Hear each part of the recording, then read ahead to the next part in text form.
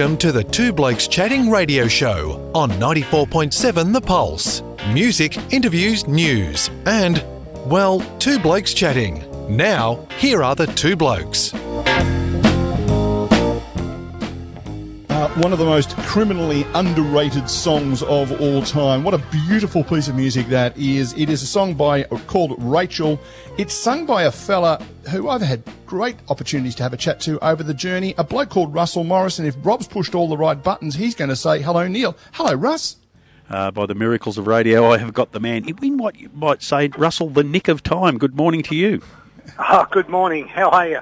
Going very, very well. Great to have you aboard. Neil's had the privilege of speaking to you before. It's a first for us and for me and a lot of our listeners. And must say, mate, thrilled to bits, and thank you for entertaining us as you have for so many years. Well, thanks for the audiences. Without you guys and without the audience as well, you know, I'm just a vacant vessel. Thanks for the airtime, and I've got to thank all the people that turned up all those times. A very talented empty vessel, if you don't mind me saying, Russell. We introduced you today with Rachel, unlike probably 99.5% of all conversations you've had on the radio, that generally would come in with the real thing. That's generally what people think of you, associate you most with. But, you know, other great tunes there in the 60s and 70s. Do you have a favourite? Strangely enough, usually my favourite is the latest song that I've written. And it's like, and you only keep it there for a while and then you move on. It's like if you said to me, which is your favourite child out of your three children? You can't, you can't say, because they're all different and you love them all differently. So, no, I don't really have a favourite at all.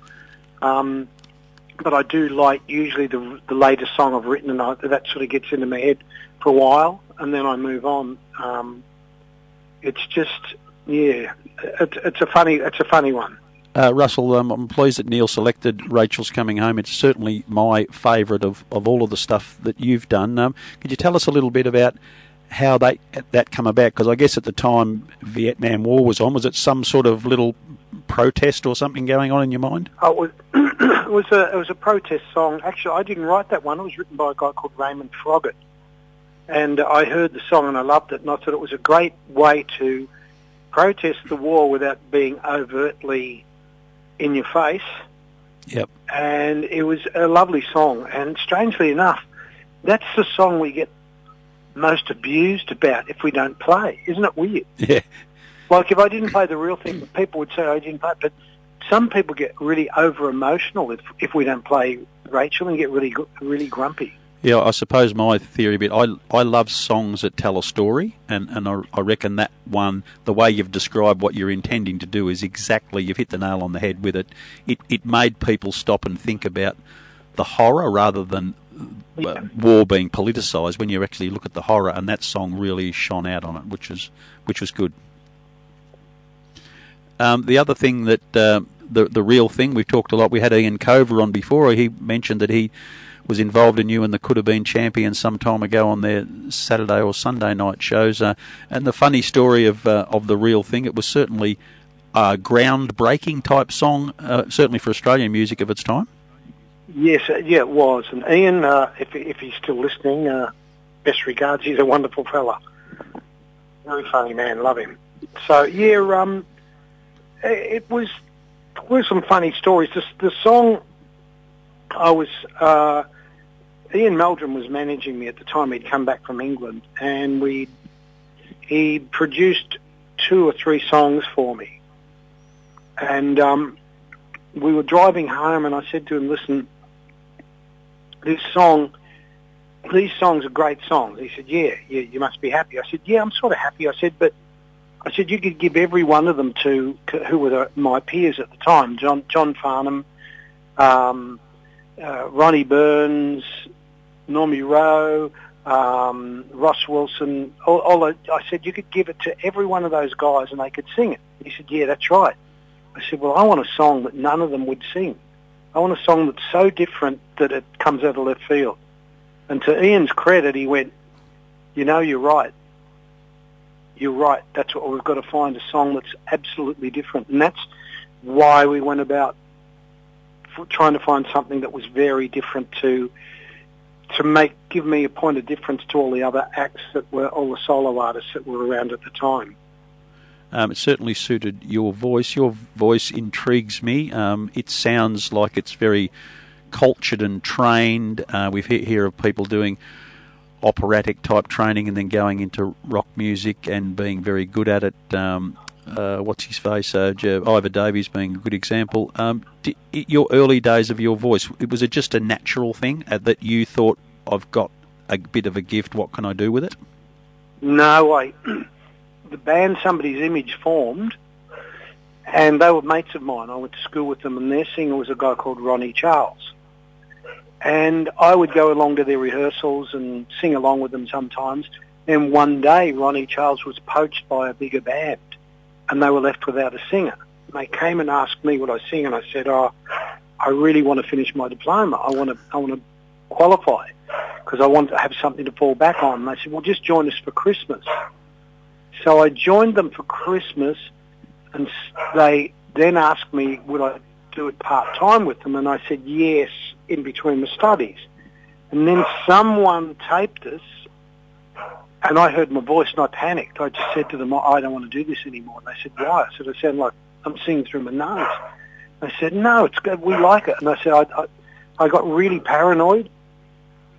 And really, luckily for me, my grandmother, who was the matriarch of the family, said, we'll get you some singing lessons. So fortunately for me, I went to one of the best around, and I was a guy called Jack White, and then Voila Ritchie took over. And she had some other really unknown singers that she was teaching who never went on to become anything, such as John Farnham and that sort of thing. So she obviously was doing something right. Because you listen to John sing today, wow. He still sings like he did. Well, he was a bit nasally at the start, wasn't he? Sorry? He was a bit nasally at the start as well, wasn't he? I think it's because we were young. And I'm still nasally, and I try to avoid it because I've always had trouble with my nose all my life, like breathing problems, so I tend to get a little bit nasally. I've got to be very careful of it.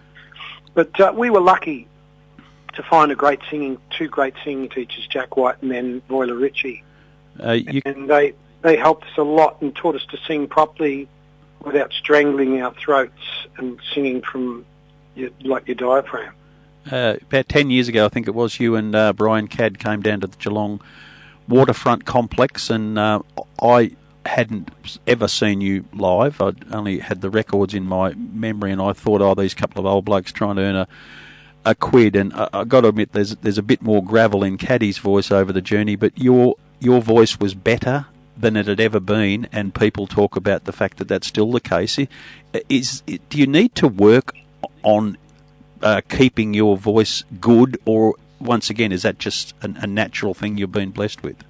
I've just been lucky. Yeah. It's I think it's DNA, and I try to sing properly. I try not to strain my voice. And by the way, we still are two old blokes still trying to make a living. There's nothing wrong with that.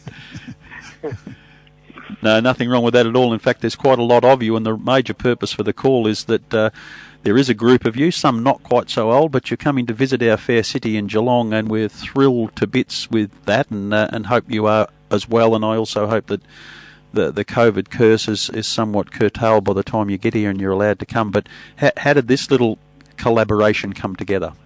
I've always had it in the back of my mind to do it ever since Billy Thorpe approached me when we were doing Long Way to the Top.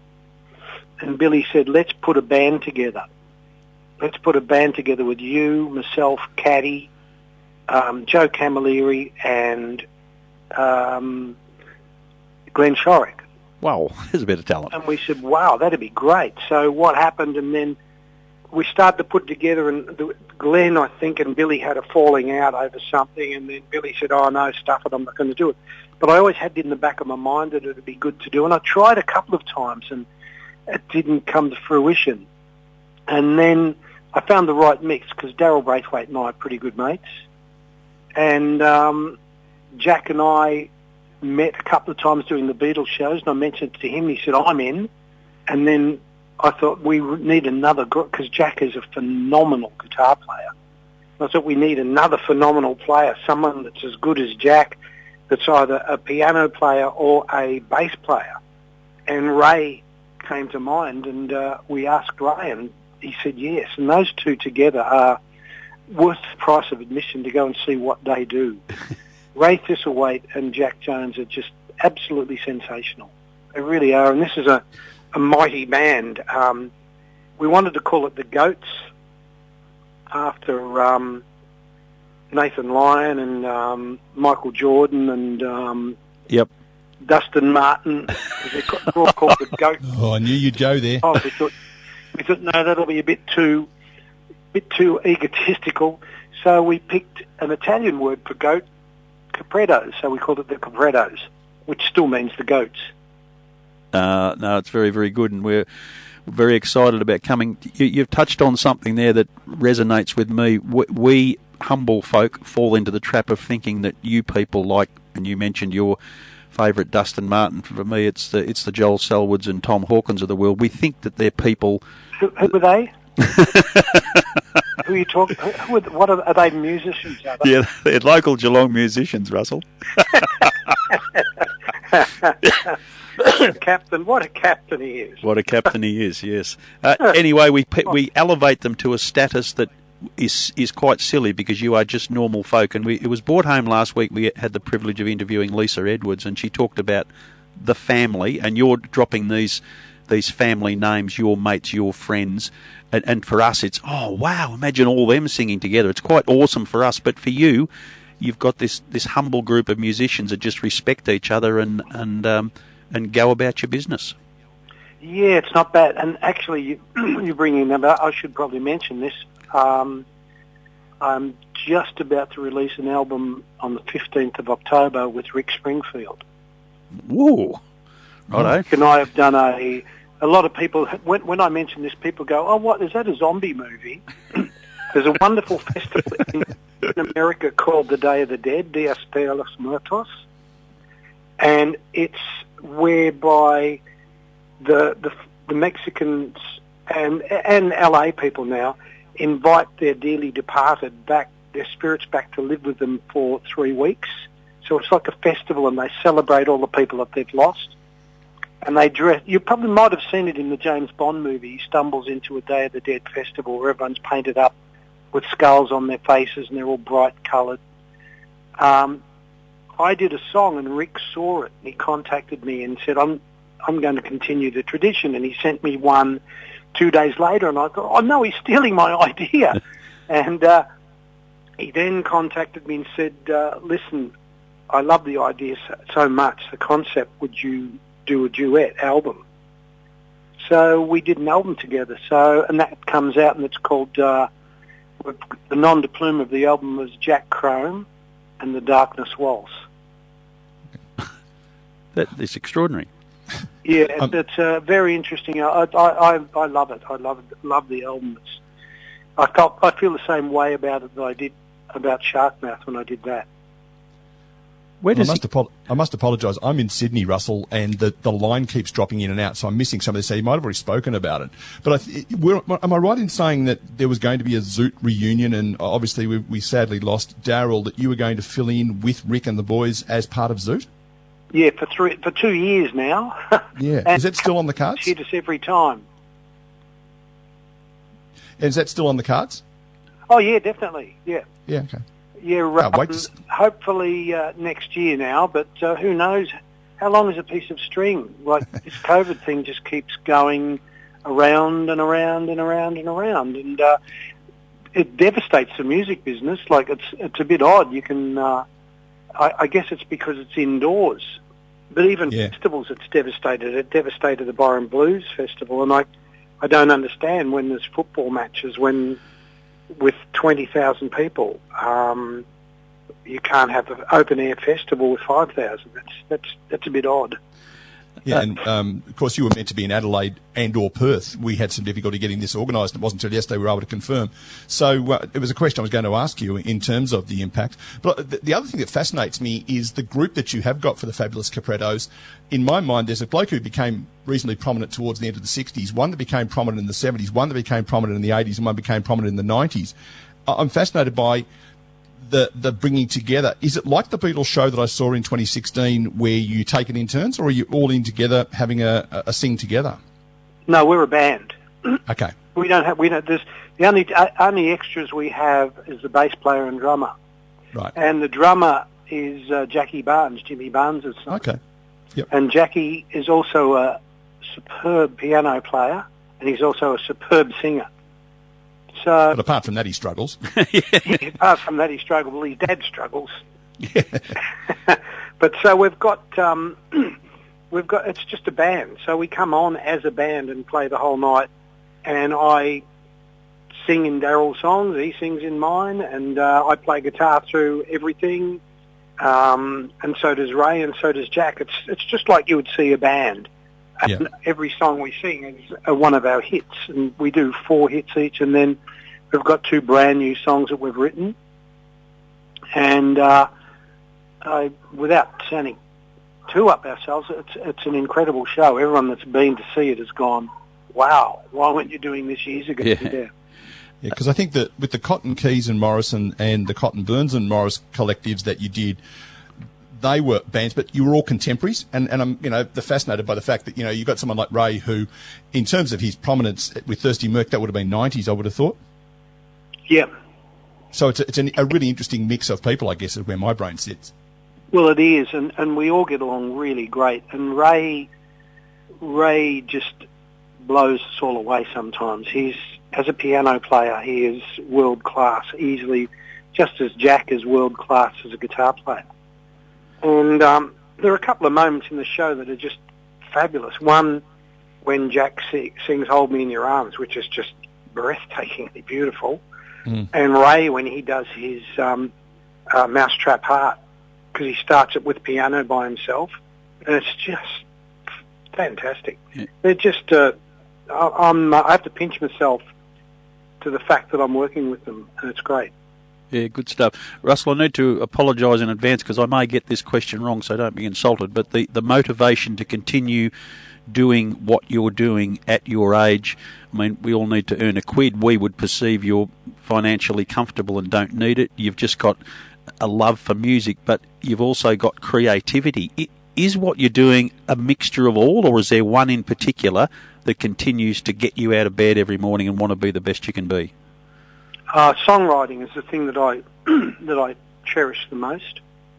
And I go in fits and starts with that. Like I'll write an album, like I just did this album with Rick, Jack Chrome album, and I was so inspired I wrote it so fast. It's like I've got all this stuff that pours out of my head, and then all of a sudden I've got a blank page for probably 4 months, and I don't really think about writing or anything like that, and I just sit around maybe practicing guitar. I love sitting around playing.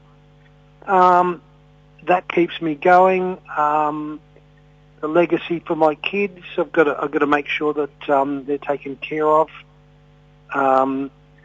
Sometimes I don't want to get up on stage. Performing is my least favourite thing. My most favourite thing is writing a new song and feeling really good about it and recording it.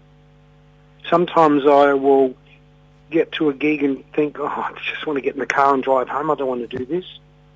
So it's just an anxiety thing, I think. Like in your life, there's certain things that you would have to do, and you enjoy them when you're in the process of them. But sometimes when you have to face it, you think, oh, can I really do this? Can I face it? So a little bit of that creeps in at times.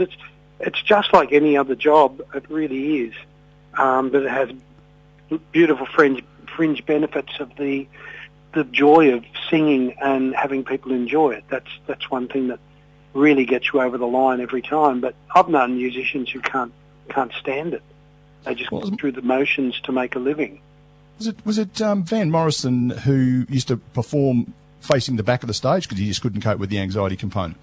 That's right. He suffers from super anxiety. There's some people I've known who would throw up before they'd go on, you know. And whereas I'm not that anxious. Like, there have been times I've parked outside a venue and sat in my car and think I just want to turn around and go home. Once I get in and get on, I'm all right. But I'm one of those guys who can eat a 3-course meal sometimes and just go straight on stage. Other guys can't eat it at all. Like 3 hours before the show, they just get really too jittery. And there's a lot of people I know that are like that. I'm just really pleased that you didn't say the thing you enjoy least was having inane conversations with community radio announcers on a Saturday morning. Russell, you've drawn the football analogy, and Neil had suggested you're a mad Tigers fan. So based on that, you hang on a minute, it's different. You understand the importance of team. So is it working with these other 3 gentlemen at the moment that you're in awe of helps you deal with that anxiety come performance time? Yeah, well, when I was learning their songs, I was terrified because as a guitar player, I'm an average player.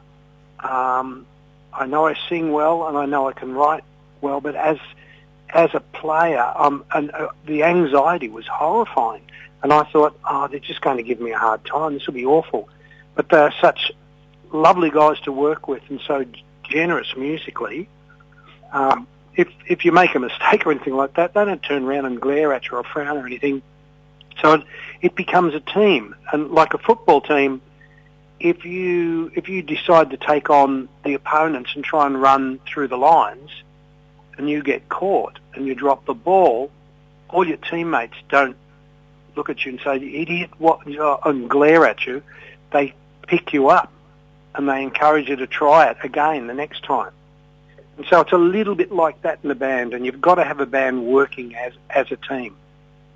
And and when they do, it's a wonderful feeling. It's great. And like my band, the guys in my band, Peter Robinson's been with me for 16 years.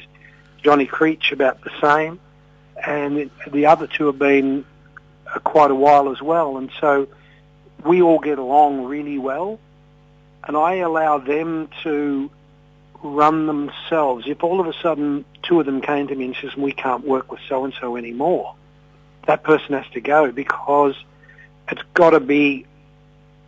really got to be democracy, and everyone's got to feel comfortable in their own role. And if someone upsets the apple cart, you've got to go. And I guess that's like a football team too. Absolutely. One of the other things too, Russell, and this is not about pumping your tyres up so much as just acknowledging. I've been to a number of your shows, and afterwards, one of the things that always pleases me most is you hang around, even if you're not all that excited about being on stage, and talk to the people, sign CDs and stuff. I've got a couple in my collection, and in fact, on one occasion, you were with the late Jimmy Keys and sadly Daryl as well, and you arranged for me to talk to Jimmy on the radio. I was going to talk to Daryl, but unfortunately he got ill. Just the ability to mix with, inverted commas, normal people is just such a wonderful skill that you've got. And I know that the people who come along to the shows appreciate it. Is it horrifying, or is it something you do enjoy doing? We are normal people. Yeah. People perceive us as something else, but we're all normal people. It's just we do a different job.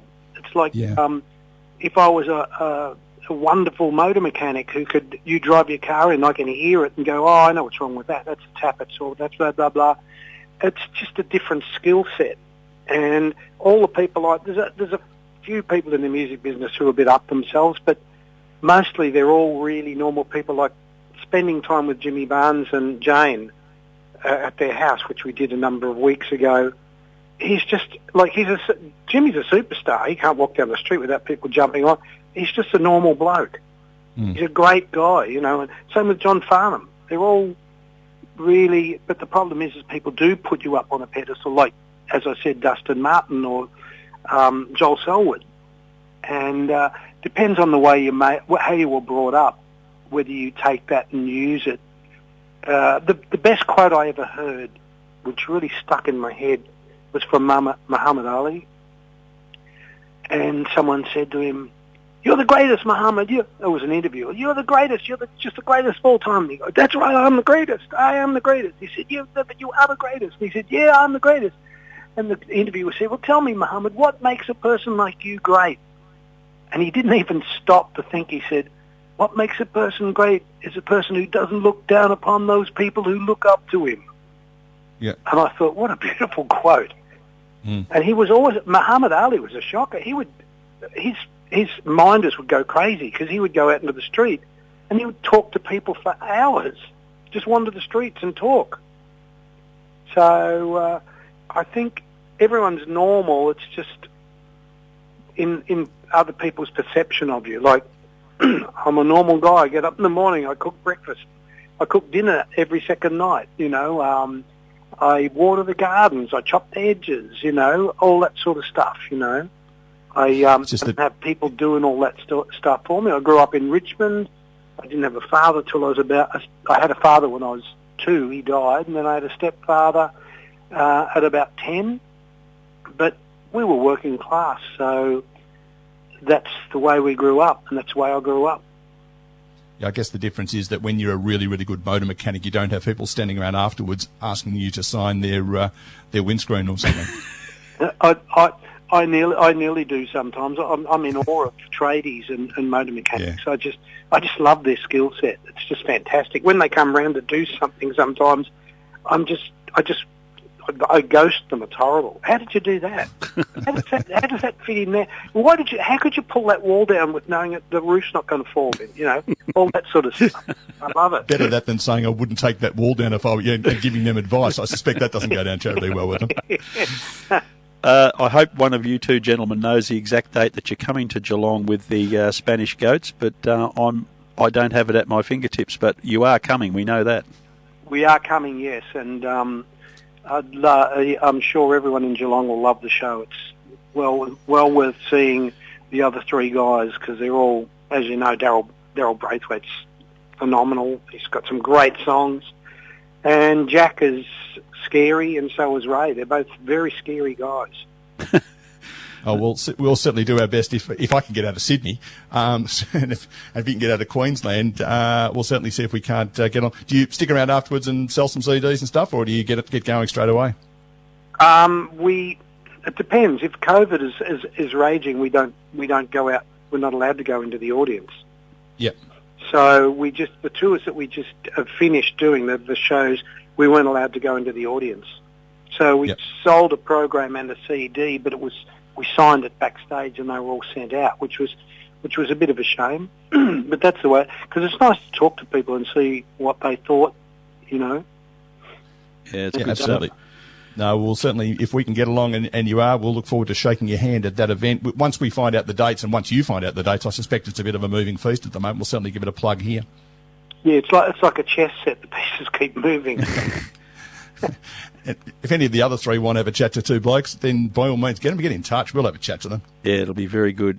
It's very. I know I shouldn't be in awe, but I am, Russell. Thank you very much for your time this morning. It is a delight to again find someone who does something really well, and I'm going to keep that Muhammad Ali quote because we could do with a lot more of that of the world at the moment.